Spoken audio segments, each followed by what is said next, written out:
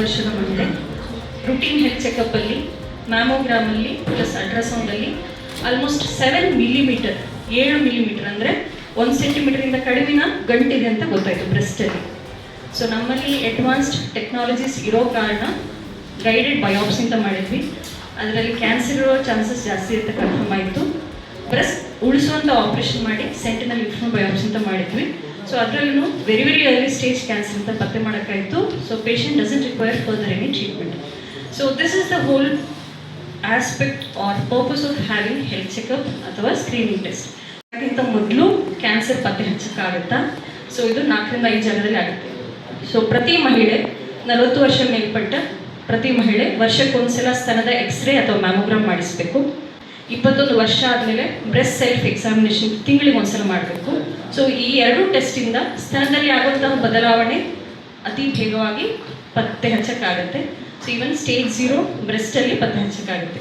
ಇನ್ನು cervical cancer ಬರೋದಿದ್ರೆ ಪ್ಯಾಪ್ smear ಪ್ರತಿ ಮಹಿಳೆ ಸೆಕ್ಷುವಲ್ ಆ್ಯಕ್ಟಿವಿಟಿ ಸ್ಟಾರ್ಟ್ ಮಾಡಾದ್ಮೇಲೆ ಅಥವಾ ಮದುವೆ ಆದಮೇಲೆ ಯಾವುದು ಫಸ್ಟು ಅದು.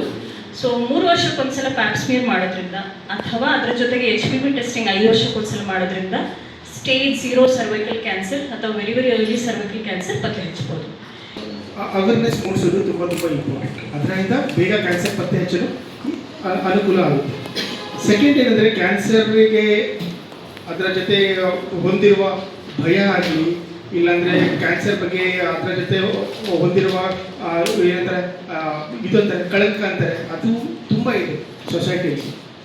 ಅದು ಹೇಗೆ ನಾವು ನೋಡೋದು, ಚಾಲೆಂಜ್ ಮಾಡೋದು, ಆದಷ್ಟು ಭಯ ಕಮ್ಮಿ ಮಾಡೋದು, ಆದಷ್ಟು ಕ್ಯಾನ್ಸರ್ ಜೊತೆ ಅಟ್ಯಾಚ್ ಆಗಿರೋದು ಕಳಂಕ ಅದು ಕಮ್ಮಿ ಮಾಡೋದು, ಅದು ಪ್ರಯತ್ನ ಮಾಡೋದು 2ನೇ ಮುಖ್ಯ ಉದ್ದೇಶ. ಥರ್ಡ್ ಅಂದರೆ ಏನಂದರೆ ಹೆಲ್ತಿ ಲೈಫ್ ಸ್ಟೈಲ್ ಪ್ರಮೋಟ್ ಮಾಡೋದು. ವಾಕಿಂಗ್ ಆಗಲಿ, ಸ್ಮೋಕಿಂಗ್ ಬಿಡೋದು, ಆಲ್ಕೋಹಾಲ್ ಆದಷ್ಟು ಕಮ್ಮಿ ಮಾಡೋದು. ಅದರ ಜೊತೆ ವರ್ಷ ಜನರಲ್ ಹೆಲ್ತ್ ಚೆಕಪ್ಪು ಲೈಫ್ ಸ್ಟೈಲಲ್ಲಿ ಸೇರಿಸೋದು ತುಂಬ ಇಂಪಾರ್ಟೆಂಟ್. ಯಾಕಂದರೆ ತುಂಬ ಕ್ಯಾನ್ಸರ್ ಬೇಗ ಪತ್ತೆ ಹಚ್ಚೋದು. ಹಾಗೆ ಒಂದೊಂದು ಸ್ಟೇಜ್ ದಾಟ್ತಾ ಇದ್ದಂಗೆ ಕ್ಯಾನ್ಸರ್ ಔಟ್ಕಮ್ಮು ಕಮ್ಮಿ ಆಗ್ತದೆ. ಸ್ಟೇಜ್ 4 ಅಂತ ಅಂದರೆ ಕ್ಯಾನ್ಸರು ಒಂದು ಜಾಗದಿಂದ ಹಲವಾರು ಕಡೆ ಹರಡಿದೆ. ಅದು it's no longer localise disease, systemic disease ಅಂತ. ಸೊ ಅಂಥ ಸ್ಟೇಜ್ನಲ್ಲಿ ಬಂದಾಗ ಚಿಕಿತ್ಸೆ ಮಾಡಿದ್ರು ಅವರಿಗೆ ಪ್ರತಿಫಲ ಸಿಗೋ ಸಾಧ್ಯತೆಗಳು ತುಂಬ ಕಮ್ಮಿ ಇರುತ್ತೆ. ಹಾಗಾಗಿ ಇದೊಂದು ಕಾರ್ಯಕ್ರಮದಿಂದ ನಿಮ್ಮ ಮಾಧ್ಯಮದಿಂದ ಆದಷ್ಟು ಅವೇರ್ನೆಸ್ನ ಮೂಡಿಸ್ಬೇಕು. ನಾವು ಸ್ಟೇಜ್ 0ನಲ್ಲಿ ಸ್ಕ್ರೀನಿಂಗ್ ಮಾಡಿ ಪೇಷಂಟ್ನ ಪಿಕಪ್ ಮಾಡ್ತು ಅಂತಂದರೆ ಅವರಿಗೆ ಚಿಕಿತ್ಸೆ ಕೊಟ್ಟು ಗುಣಮುಖಿಗಳಾಗೋ ಸಾಧ್ಯತೆಗಳು ತುಂಬ ಜಾಸ್ತಿ ಇರುತ್ತೆ. ಸ್ಟೇಜ್ 0 ಅಂದರೆ ಬರೀ ಸ್ಟೇಜ್ 0ನಲ್ಲಿ ನಾವು ರಕ್ತ ಪರೀಕ್ಷೆಯಲ್ಲೇ ಸೀರಮ್ ಮಾರ್ಕರ್ಸ್ ಅಂತ ಹೇಳಿ ಕೂಡ ಅವ್ರು ಬರೀತಾರೆ.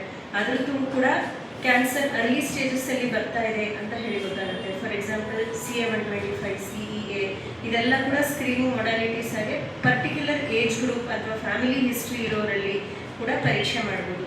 All these are non invasive tests ಅಂತ ಹೇಳಿ, ಅಂದರೆ ಬಯೋಪ್ಸಿ ತೊಗೊಳ್ದಿರೆ ಬರೀ ರಕ್ತ ಪರೀಕ್ಷೆಯಲ್ಲಿ ಗೊತ್ತಾಗುವಂಥದ್ದು. ಇನ್ನು ಕೆಲವರು ರೇಡಿಯೋಲಾಜಿಕಲ್ ಇನ್ವೆಸ್ಟಿಗೇಷನ್ಸ್ ಕೂಡ ಅವರು ಬರೀತಾರೆ. ಎಕ್ಸ್ರೇ ಇರ್ಬೋದು, ಮ್ಯಾಮೋಗ್ರಫಿ ಇರ್ಬೋದು, ಅಲ್ಟ್ರಾಸೌಂಡ್ ಸ್ಕ್ಯಾನಿಂಗ್ ಇರ್ಬೋದು, ಅದರ ಥ್ರೂ ಕೂಡ ಗೊತ್ತಾಗುತ್ತೆ. ಇದು ಬಿಟ್ಟು ಇದರಲ್ಲಿ ಇನ್ನೇನಾದ್ರು ಗೊತ್ತಾಯಿತು ಅಂದಾಗ ಅವರು FNAC ಅಥವಾ ಬಯೋಪ್ಸಿ ಅಂತ ಹೇಳಿ ಇನ್ವೇಸಿವ್ ಮೊಡಾಲಿಟಿನಲ್ಲಿ ಟೆಸ್ಟ್ಸ್ ಮಾಡಿದಾಗ ಕ್ಯಾನ್ಸರ್ ಇದೆಯಾ ಇಲ್ವಾ, ಅರ್ಲಿ ಸ್ಟೇಜಸ್ಸಲ್ಲಿ ಇದೆಯಾ ಅಥವಾ ಅವ್ರು ಹೇಳಿದ ಹಾಗೆ 0 ಸ್ಟೇಜಲ್ಲಿ ಇದೆಯಾ ಅಂತ ಹೇಳಿ ಗೊತ್ತಾದಾಗ ಖಂಡಿತವಾಗ್ಲೂ ಕಂಪ್ಲೀಟ್ ಅದರ ನಿರ್ಣಯ ಮಾಡಿ ಅವರಿಗೆ ಫರ್ದರ್ ಬೇರೆ ಯಾವುದು ಕೀಮೋಥೆರಪಿನೂ ಇದ್ದರೆ, ರೇಡಿಯೋಥೆರಪಿನೂ ಇದ್ದರೆ ಕಂಪ್ಲೀಟ್